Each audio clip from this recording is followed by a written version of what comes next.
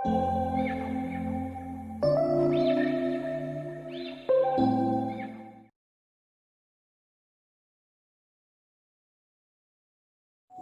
Part 3 के आज की क्लास में हम आगे टॉपिक बढ़ा रहे हैं।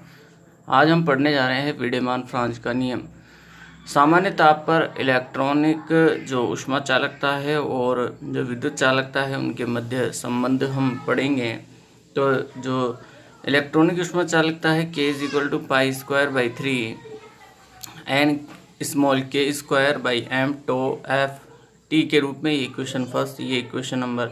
जो विद्युत चालकता है सिग्मा = nq² m τ f के रूप में। तो इसको टो एफ को जो सिग्मा है, सिग्मा को दोनों ओर T से टेम्परेचर T से मल्टीप्लाई करते हुए K/σT का अनुपात लेते हैं। K/σT इसमें इसका भाग देते हैं तो π²/3 nk² m τ f t ऐसा कैसा रह जाएगा।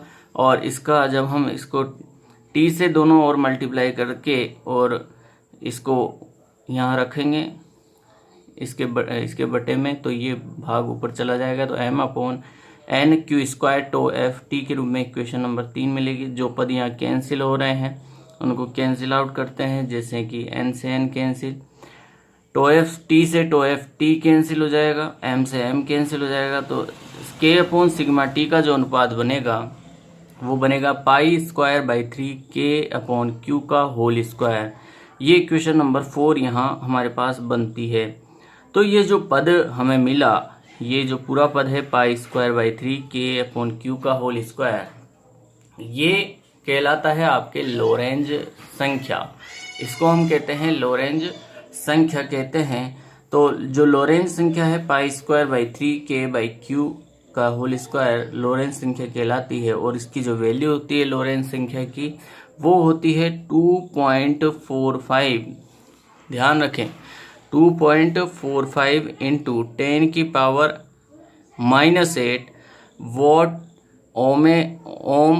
वाट ओम बटे K² के रूप में इसकी वैल्यू रहती है। तो ये ध्यान रखें कि इसका जो लोरेंज संख्या का मान है 2.45 × 10⁻⁸ वाट ओम प्रति K² के रूप में यहाँ रहती है। ये नियम कहलाता है आपके K/σT = L। ये आपके वीडेमान फ्रांज का नियम कहलाता है। इससे आगे बढ़ते हैं हम हॉल प्रभाव की ओर। अगला बिंदु है हमारा हॉल प्रभाव। सन 1879 में हॉल नामक वैज्ञानिक ने प्रयोग द्वारा यह ज्ञात किया कि जब किसी चालक प्लेट पर किसी एक दिशा में चुंबकीय क्षेत्र लगाया जाता है, यानी कि कोई चालक प्लेट है उस पर किसी एक डायरेक्शन में हम चुंबकीय क्षेत्र लगा देते हैं, यदि जैसे हम x डायरेक्शन में लगा रहे हैं या y डायरेक्शन में लगा रहे हैं या z डायरेक्शन में लगा रहे हैं, किसी भी एक डायरेक्शन में हमें चुंबकीय क्षेत्र लगाना है। तो चुंबकीय क्षेत्र लगाया जाता है और दूसरी दिशा में प्रवाहित धारा को जो है प्रवाहित किया जाता है, यानी कि उसके दूसरी डायरेक्शन में हम क्या करेंगे, धारा प्रवाहित करेंगे। तो दोनों के परस्पर लंबवत दिशा में विद्युत क्षेत्र उत्पन्न हो जाता है। जैसे कि हम x डायरेक्शन में चुंबकीय क्षेत्र लगा रहे हैं तो दूसरी डायरेक्शन में जो है धारा प्रवाहित कर रहे हैं, यानी जैसे कि y डायरेक्शन में धारा प्रवाहित की तो z डायरेक्शन में जो है विद्युत क्षेत्र का उत्पादन हो जाता है। इस प्रभाव को ही हम हॉल प्रभाव कहते हैं। इसमें जो आवेशवाहक है वो इलेक्ट्रॉन होते हैं। तो यहाँ देख सकते हैं कि जैसे हमने ये चालक प्लेट है, चालक प्लेट के लंबवत हमने एक चुंबकीय क्षेत्र आरोपित किया है Bz, यानी कि जो चालक प्लेट है, चालक प्लेट में जो है हमने चालक प्लेट के जो दूसरी डायरेक्शन है z डायरेक्शन, उसमें Bz चुंबकीय क्षेत्र लगाया है और चालक प्लेट जो है x डायरेक्शन में है। तो जो y डायरेक्शन है, y डायरेक्शन में क्या होगा, यहाँ विद्युत क्षेत्र उत्पन्न हो जाएगा इस तरह से। तो यहाँ जो विद्युत जो देख सकते हैं यहाँ वाई डायरेक्शन में जो है विद्युत क्षेत्र उत्पन्न हो जाता है। तो जो चालक प्लेट है, ऐसा होने का कारण क्या है कि चालक प्लेट पर क्या है, दो प्रकार के आवेश की पट्टियां बन जाती है, एक तरफ प्लस आवेश, एक तरफ माइनस आवेश। तो इस कारण जो है यहाँ विद्युत क्षेत्र का निर्माण होता है। अब यहाँ देखिए, चित्रानुसार एक चालक प्लेट पर z दिशा में चुंबकीय क्षेत्र तथा x दिशा में धारा प्रवाहित की जाती है। तो जैसा कि मैं कह रहा था कि z डायरेक्शन में तो क्या किया, चुंबकीय क्षेत्र, और x डायरेक्शन में क्या की, धारा प्रवाहित की।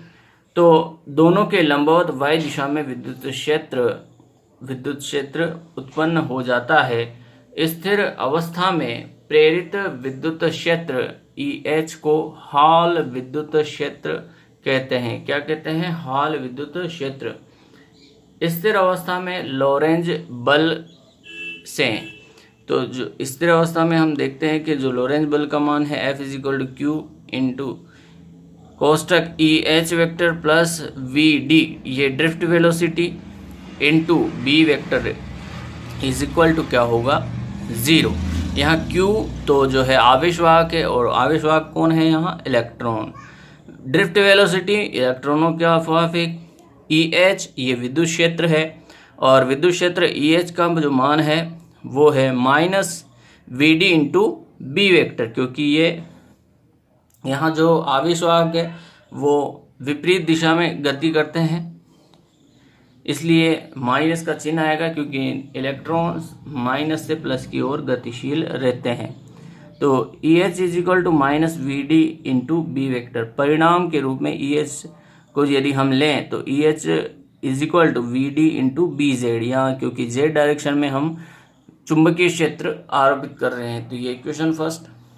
धारा IX के कारण धारा जो घनत्व है उसका मान JX होगा, वो होगा NQ इंटू VD के रूप में। NQ यानी कि ये तो कुल आवेश हो गया, यानी कि N तो आवेशवाहकों की संख्या यानी कि इलेक्ट्रॉन्स की संख्या, और इलेक्ट्रॉन पर उपस्थित आवेश, तो ये कुल आवेश हो गया, इंटू उसको यदि आप उसकी ड्रिफ्ट वेलोसिटी या उसके अफवाह वेग से मल्टीप्लाई करेंगे तो आपके पास धारा घनत्व प्राप्त होता है।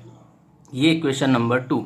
यहाँ स्मॉल n प्रति एकांक आयतन में आवेशवाहकों की संख्या है, जैसा कि मैंने अभी बताया, और आवेशवाहक यहाँ इलेक्ट्रॉन है, ये अवश्य ध्यान रखें।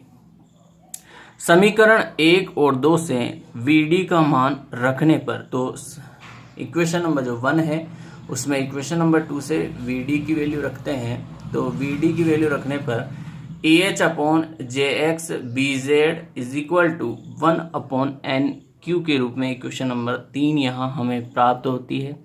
तो जो EH/JX BX यानी कि विद्युत क्षेत्र, धारा घनत्व और चुंबकीय क्षेत्र का जो अनुपात है, इसका जो अनुपात है, यह अनुपात आपके हॉल नियतांक, हॉल गुणांक के रूप में प्रदर्शित होता है, और हॉल गुणांक को यहाँ हम RH के द्वारा प्रदर्शित करते हैं। तो ये जो अनुपात है यही कहलाता है आपके हॉल गुणांक। तो RH = EH/JX BZ = 1/NQ के रूप में इक्वेशन नंबर 4 हमें यहाँ फाइंड आउट होती है। RH के मापन से महत्वपूर्ण तथ्य प्राप्त होते हैं, यानी कि हॉल गुणांक का क्या महत्व है, हॉल गुणांक क्या प्रदर्शित करता है। प्रश्न कैसे भी पूछा जा सकता है कि हॉल गुणांक के क्या महत्वपूर्ण तथ्य प्राप्त होते हैं, हॉल गुणांक का क्या महत्व रहता है।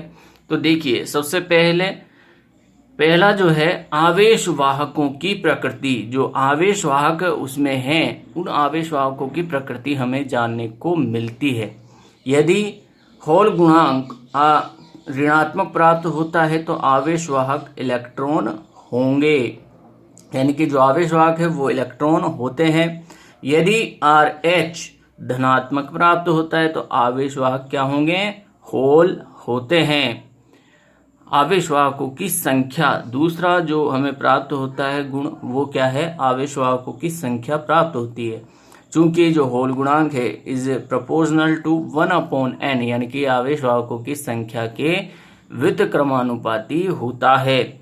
RH यदि कम है तो आवेशवाहकों की संख्या अधिक होती है, यदि RH अधिक है तो आवेशवाहकों की संख्या कम होती है। इसके द्वारा आवेशवाहकों की गतिशीलता, आवेशवाहकों की गतिशीलता के बारे में जानकारी यहाँ हमें मिलती है। तो आवेशवाहकों की जो गतिशीलता है μh = jx/ex × RH के रूप में यहाँ इससे हम फाइंड आउट कर सकते हैं। चालकता के बारे में जानकारी मिलती है, चालकता jx/ex के रूप में, तो इसका जो संबंध है μ/RH के रूप में भी प्रदर्शित होता है। पांचवा, ये बड़ा ही इम्पोर्टेंट है, कई एग्जाम्स में आधे नंबर में भी डायरेक्ट पूछ लिया जाता है। तो अर्धचालकों में होल प्रभाव कैसे ज्ञात करेंगे? तो अर्धचालकों में होल प्रभाव RH = P μP, यानी कि जो नंबर ऑफ होल हैं, यहाँ P जो है होल को रिप्रेजेंट कर रहा है, यानी कि पॉजिटिव आवेश को। तो μP square minus n μn square upon P μP plus n μn, यहाँ n करना है n का स्क्वायर। तो ये और जो यहाँ μn है, ये μn इलेक्ट्रॉन की गतिशीलता है और μP होल की गतिशीलता कहलाती है। तो कई एग्जाम्स में ये डायरेक्ट भी पूछा गया है कि RH = अर्धचालकों के लिए, तो ये तो है होल P के रूप में, पॉजिटिव के रूप में प्रदर्शित है, और ये जो N है ये इलेक्ट्रॉन के लिए प्रदर्शित किया गया है। तो ध्यान रखें। तो ये था हमारा होल प्रभाव। अब अगले पार्ट में हम जो है इसके होल गुणांक का जो है प्रायोगिक मेथड है उसको सीखेंगे। आज की क्लास में इतना ही। Thank you.